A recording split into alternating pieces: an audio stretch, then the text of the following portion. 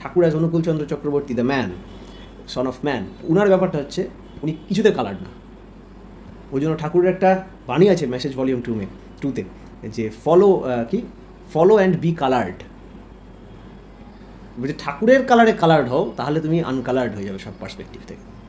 ওই জন্য যে কালারে সব কালার্ড, যার মধ্যে সব কালার আছে তাকেই দেখে মনে হয় কালারলেস, যেন হোয়াইট পেপারকে হোয়াইট মনে হয়, কারণ মধ্যে সব কালার আছে।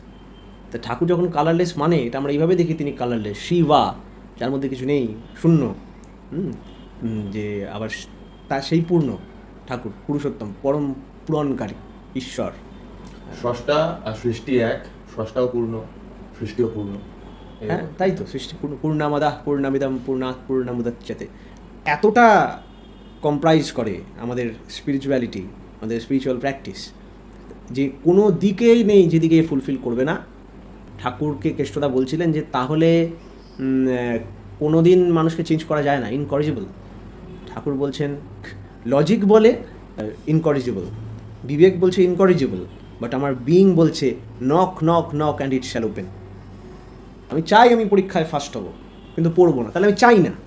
ঠাকুরের চাওয়া বা যে কোনো জেনুইন আমাদের চাওয়া, সেটা একটু অন্যরকম হয়, অ্যাক্টিভিটি আছে, কনসিয়াস অ্যাক্টিভিটি আছে। ঠাকুর বলছেন impossible is in the dictionary of fools. তার মানে কি ইম্পসিবল বলে হয় না? হয় না জানি না, হতে পারে। আমার লজিক তো বলছে ইম্পসিবল, লজিক বলছে 0/0 হয় না, লজিক বলছে তুমি অনন্তকে ছুতে পারো না, অবশ্যই, কিন্তু বিইং বলছে আমি অনন্তকে ছোঁব। আর এটা বলবে তাহলে বিইং তো বোকা, বিইং বোকা না, বিইং এই ইললজিক্যাল, সো কল্ড ইললজিক্যাল বলেই আজ অবধি সৃষ্টি হয়ে চলেছে। আর এটাকেই আনন্দ বলা হচ্ছে। হে ভৈরবী, এ বৈরাগিনী, এই নিরন্তর চলা সে চলা তোমার রাগিনী, অন্তহীন দূর শব্দহীন সুর, সে কি নিরন্তর তোমায় দেয় সারা, সর্বনাশা প্রেম তার, তুমি তাই নিত্য ঘর ছাড়া। সর্বনাশা প্রেমটা কি? সর্বনাশা প্রেম মানে সো কল্ড তুমি যে স্ট্রাকচার, মেন্টাল স্ট্রাকচারের মধ্যে বন্ধ আছো, ওগুলোকে ভেঙে দেয়। সেটা তো শ্রী ঠাকুরের আইডিওলজি একমাত্র ভাঙতে পারে।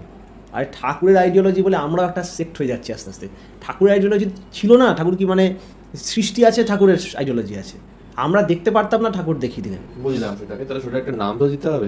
সেটা নাম দিলে দাও ঠাকুরের আইডিওলজি। এটা যদি তুমি আজ থেকে রামকৃষ্ণদেবের টাইমে থাকতে, তখন ওটা রামকৃষ্ণ আইডিওলজি। কৃষ্ণর টাইমে ছিল তখন কৃষ্ণ, রামকৃষ্ণদেব যদিও তখনও পুরনো স্ট্রাকচার অনেকটা ছিল, সেটাকে রিভাইটালাইজ করার ব্যাপার স্যাপার ছিল।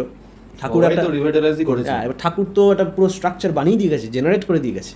এটা এত বড় জেনারেশন লাস্ট হয়েছিল কৃষ্ণ আর মোহাম্মদের টাইমে, হালকা হয়েছিল বিকজ আমাদের যে স্ট্রাকচারটা ছিল না ওই সেন্ট্রাল ওই সেন্ট্রাল এশিয়ায়, ওই স্ট্রাকচারটা করতে হয়েছিল আলাদা করে।